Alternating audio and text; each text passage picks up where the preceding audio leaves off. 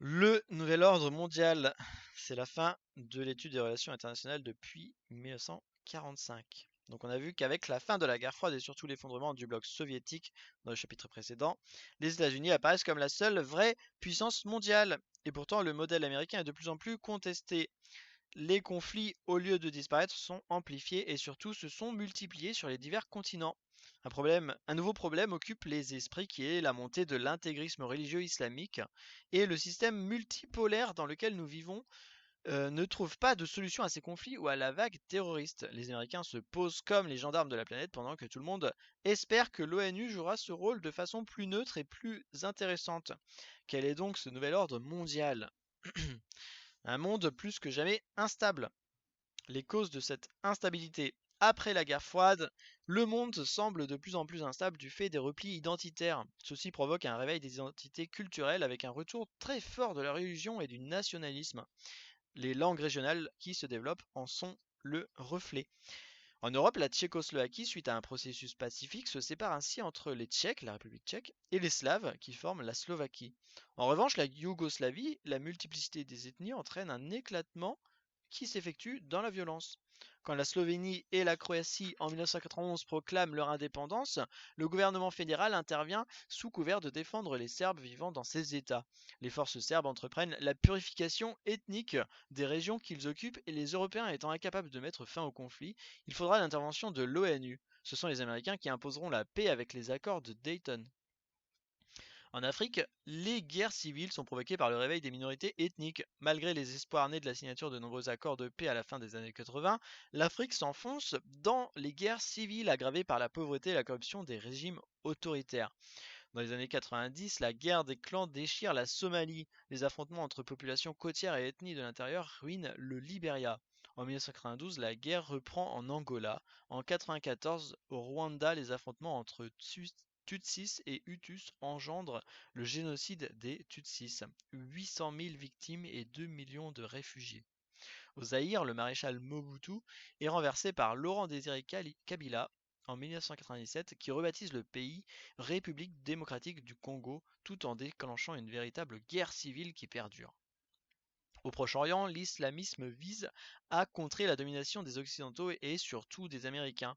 Mais ce n'est pas l'unique raison, quand il s'agira notamment d'empêcher l'Irak de renforcer sa puissance pétrolière en occupant le Koweït le 17 janvier 1991. Les forces américaines à la tête d'une coalition de 29 nations déclenchent l'opération Tempête du désert. Des bombardements massifs puis une offensive terrestre pousse l'armée irakienne hors du Koweït. On peut constater que lors de ces conflits, la réaction et l'intervention internationale est très réduite. L'ONU ne peut intervenir dans des conflits internes. Par contre, en 1988, l'ONU reconnaît le droit à l'assistance humanitaire aux victimes de situations d'urgence. Des interventions sont ainsi organisées sous mandat de l'ONU en Irak pour soutenir les Kurdes en 91, en Somalie en 92, en Yougoslavie ou au Rwanda. C'est le droit d'ingérence, mais celui-ci est difficile à appliquer partout où il serait nécessaire faute de forces militaires suffisantes. Le droit international reste limité. En 1993, l'ONU crée le tribunal pénal international pour l'ex-Yougoslavie puis pour le Rwanda. La Cour européenne de justice de la Haye a jugé ainsi le président yougoslave Slobodan Milosevic. En 2002, une cour pénale internationale est même instituée pour juger plus généralement les individus coupables de crimes contre l'humanité, mais ni la Chine, ni les États-Unis, ni les États du Proche-Orient ne reconnaissent son autorité. Les grandes puissances s'abstiennent aussi d'intervenir dans des régions qui n'offrent pas d'intérêt économique. Par exemple, elles ignorent les problèmes africains lorsqu'elles interviennent au Proche-Orient, où il y a du pétrole. Un nouveau type de menace est apparu, le terrorisme, la mafia, la possession probable de l'arme nucléaire par l'Irak, la Libye et la Corée du Nord. Les USA, une superpuissance contestée. Après la guerre froide, c'est le bloc et le modèle américain qui s'imposent. Cela se justifie par la puissance économique et financière de ce géant et sa maîtrise des grands flux de communication. Les Américains possèdent une domination stratégique utilisant l'entrée progressive des PECO, les pays d'Europe centrale et orientale, dans l'OTAN. En 1997, un conseil permanent a été instauré entre les dirigeants de l'OTAN et de la Russie afin d'associer Moscou aux décisions prises pour la sécurité de l'Europe. La domination américaine est aussi militaire car il dispose d'un arsenal militaire sur tous les continents, de la il s'appuie sur une stratégie dite de guerre asymétrique, qui est basée sur l'utilisation de réseaux d'information informatique et la puissance aérienne. Les Américains passent pour les gendarmes du monde car leur potentiel leur permet d'intervenir à tout moment. Leur premier objectif reste la protection de leur propre territoire contre les États voyous, qui sont les derniers bastions du communisme ou les pays susceptibles de protéger le terrorisme. Exemple d'intervention, la première guerre du Golfe en 1990 où ils ont fait intervenir les pays de l'OTAN, l'opération Rendre Espoir, d'aide humanitaire en Somalie.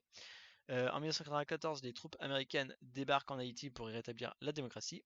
En 1995, elles interviennent dans le conflit bosniaque dans le cadre de l'OTAN. En 1999, toujours dans le même cadre, elles interviennent au Kosovo pour mettre fin au massacre des Albanais par les Serbes. La lutte contre le régime taliban en Afghanistan en 2001 et la deuxième guerre du Golfe en 2003. Mais l'hégémonie américaine se heurte à l'émiettement du monde en 193 États qui résistent à l'uniformisation et à certains groupes montants comme l'Union européenne qui représente une autre voie tout aussi libérale et démocratique. L'une des résistances vient des associations régionales comme l'Union européenne qui vise à concurrencer la puissance économique des Américains. Les associations altermondialistes contestent l'hégémonie américaine en mobilisant leurs forces lors de forums très médiatisés. Les pays en développement du sud de l'Afrique, du Proche et du Moyen-Orient développent de plus en plus un fort anti-américanisme. Les États-Unis sont devenus la cible d'organisations terroristes comme Al-Qaïda, du milliardaire saoudien Oussama Ben Laden, ce qui a provoqué les attentats de certaines ambassades comme à Nairobi en 1999 ou à Aden en 2000. N'oublions pas bien sûr les attentats les plus meurtriers du 11 septembre 2001. La France, l'Allemagne, le tiers-monde et l'ONU contesteront la campagne de 2001 contre les régimes des talibans soupçonnés d'abriter les bases d'Al-Qaïda et surtout contre l'Irak en 2003 soupçonné de posséder des armes chimiques et bactériologiques. On peut leur reprocher une diplomatie unilatérale. À l'arrivée à la Maison Blanche de Bill Clinton en janvier 1993, la stratégie américaine évolue. Au principe d'un nouvel ordre mondial fondé sur la coopération internationale succède une diplomatie unilatérale qui tient davantage compte des intérêts américains. C'est ainsi qu'en 1996, Bill Clinton engage une offensive visant à décrédibiliser l'ONU. La montée de l'islamisme. Qu'est-ce que l'islamisme ? L'islamisme, c'est le strict respect des préceptes du Coran ramenés à la vie sociale, économique et politique. L'islamisme est aussi c'est l'utilisation politique de l'islam qui vise à fonder aujourd'hui. Il y a 1 milliard d'islamistes dans le monde, en Arabie, en Indonésie, en Afrique du Nord et subsaharienne. Il faut ajouter les fortes communautés musulmanes implantées partout dans le monde. Excusez-moi, il y a eu un problème de texte là. Tous les musulmans font partie de l'Ummah. Les sunnites sont majoritaires et considèrent que le pouvoir doit appartenir aux plus puissants, donc aux familles les plus fortes. Les chiites considèrent que le pouvoir doit être donné aux descendants directs de Mahomet. Les sunnites sont plus modérés que les chiites, qui sont plus extrémistes et qui pensent que le pouvoir politique est lié à la religion. Face à l'occidentalisation, les musulmans voient dans l'islam un moyen d'affirmer leur identité. Les leaders islamistes n'hésitent pas à user des méthodes modernes pour diffuser leurs idées comme Internet, le satellite et les médias.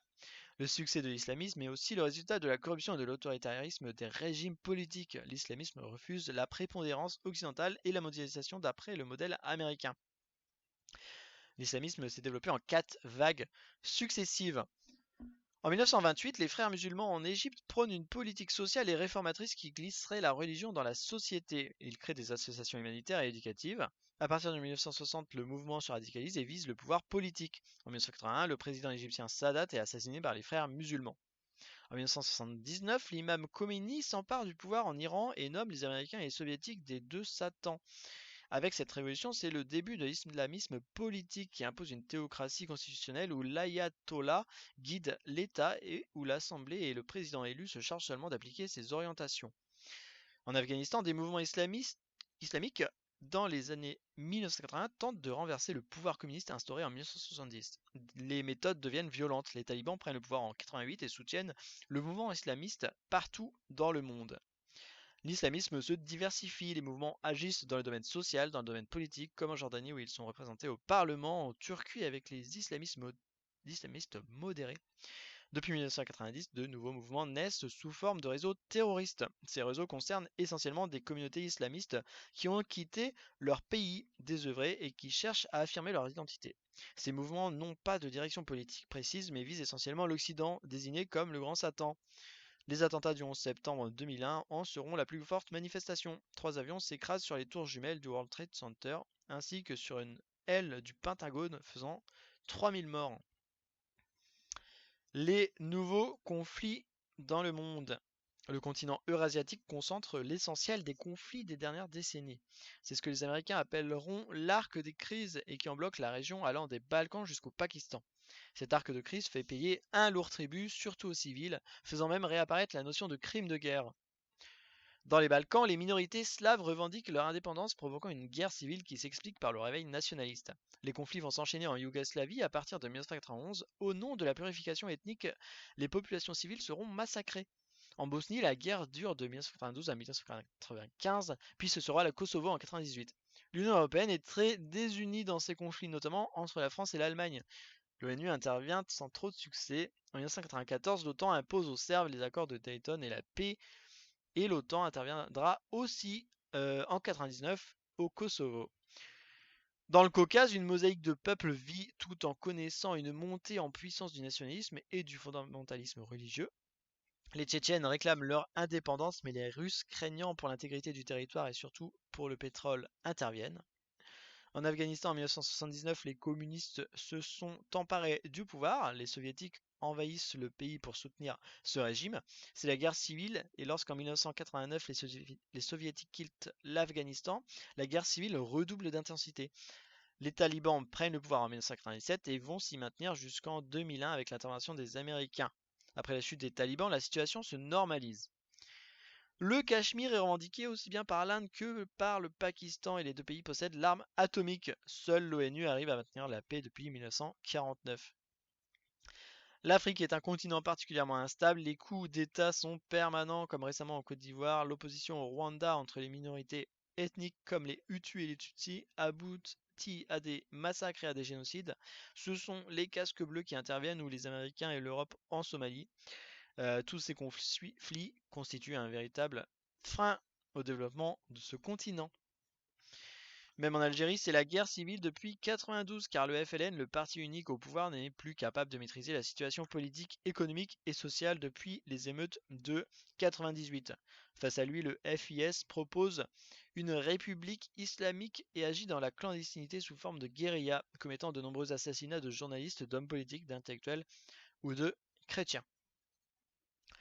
Le Moyen-Orient, une poudrière. Le Moyen-Orient, épicentre de l'islamisme.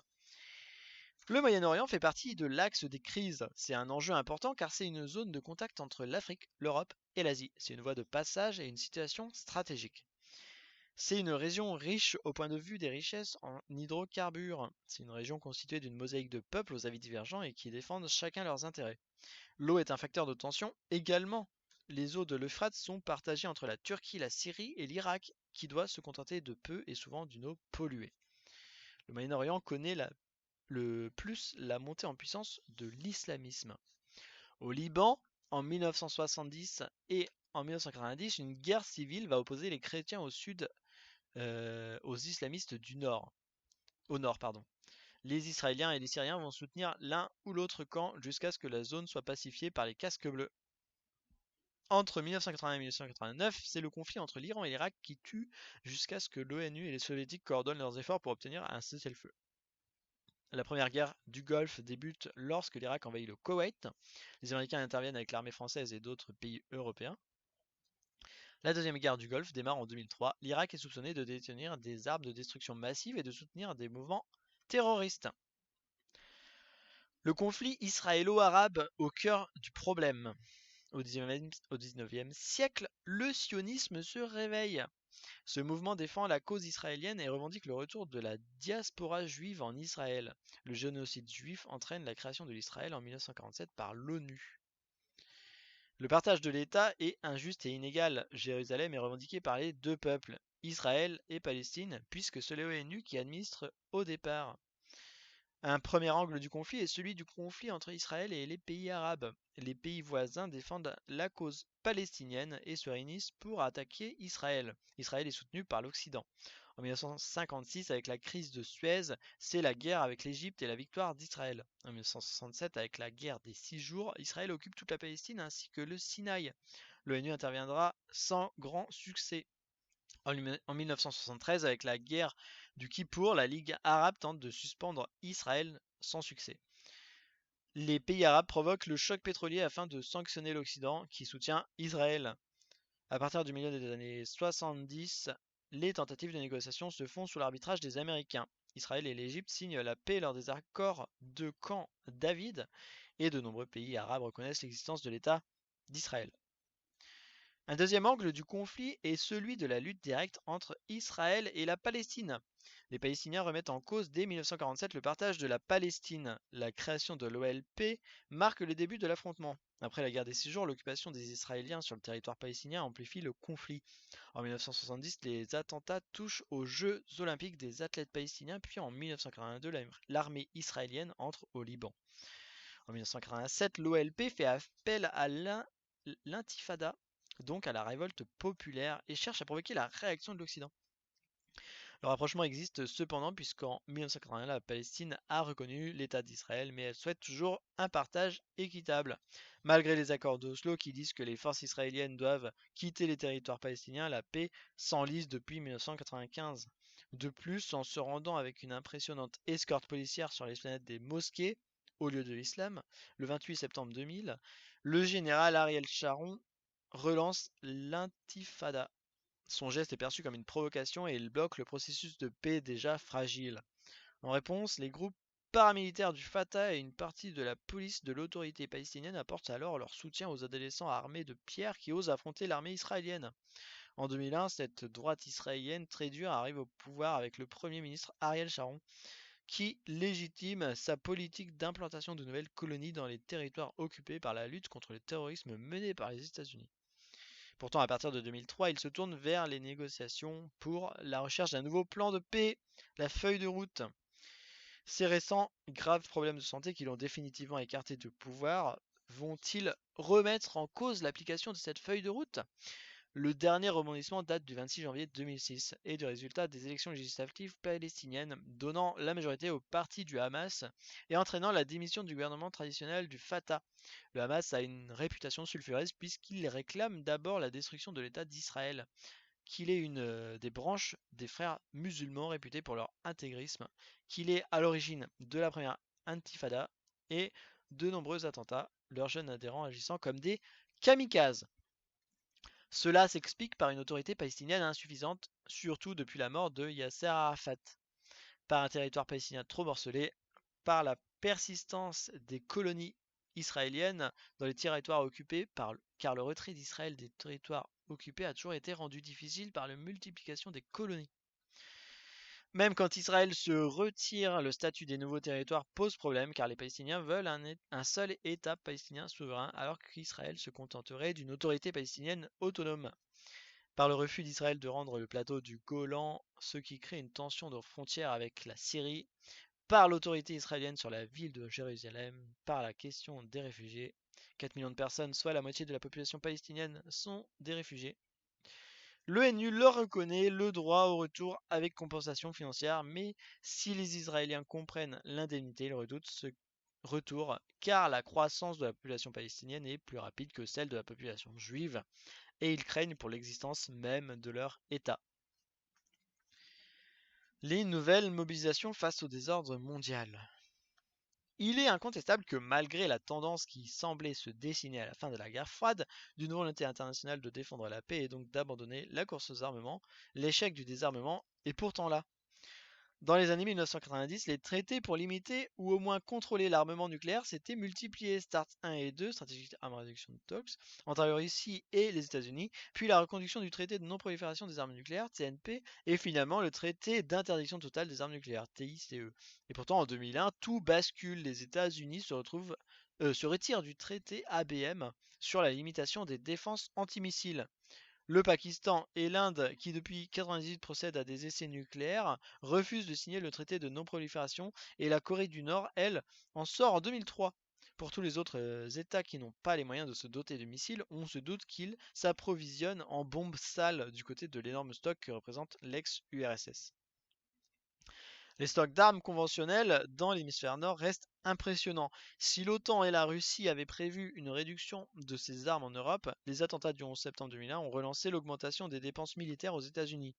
La communauté internationale s'est mobilisée pour le désarmement chimique et l'éradication des mines antipersonnelles qui sont des bombes dissimulées dans le sol et qui explosent à l'approche ou au contact d'une personne. Mais la mise en œuvre de ces conventions se heurte à la multiplication des zones dans lesquelles les lois de l'État ne sont pas respectées. Ce sont des zones de non-droit. Les armes biologiques sont au- aussi une menace d'autant plus grande que leur production est relativement facile. Le trafic d'armes se développe dangereusement, surtout lié à la multiplication des conflits ethniques et régionaux. Jusqu'en 90, les conflits importants dans le monde n'avaient pas dépassé la moyenne de 35. Depuis 2001, la moyenne est de 60. Les groupes rebelles financent de plus en plus souvent leur lutte grâce au trafic de drogue et arrivent à se doter d'armes très sophistiquées. Il faut aussi compter, pour finir, avec la mobilisation des opinions publiques. Le développement des moyens de communication modernes a permis une mondialisation de l'information. Les conflits ne sont pas tous traités de la même façon par les médias.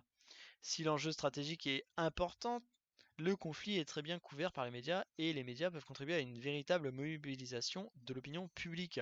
Si le conflit est dit de basse intensité car il concerne avant tout des intérêts locaux, l'information est très réduite et la mobilisation inexistante. Les organisations non gouvernementales, les ONG, se multiplient et se spécialisent dans la défense des droits de l'homme comme Amnesty International, dans l'action humanitaire comme Médecins sans frontières. Elles agissent souvent avec le soutien de l'ONU et même des grandes puissances. Par exemple, en 1999, c'est Médecins sans frontières qui a reçu le prix Nobel de la paix. L'émergence de l'altermondialisme est une dernière manifestation de cette mobilisation des opinions publiques. Après la naissance du mouvement à Seattle en 1999 lors du sommet de l'OMC, il prend forme en 2001 à Porto Alegre avec le premier forum social. Son objectif face au développement des sociétés libérales et un développement durable soucieux de préserver les richesses de la planète.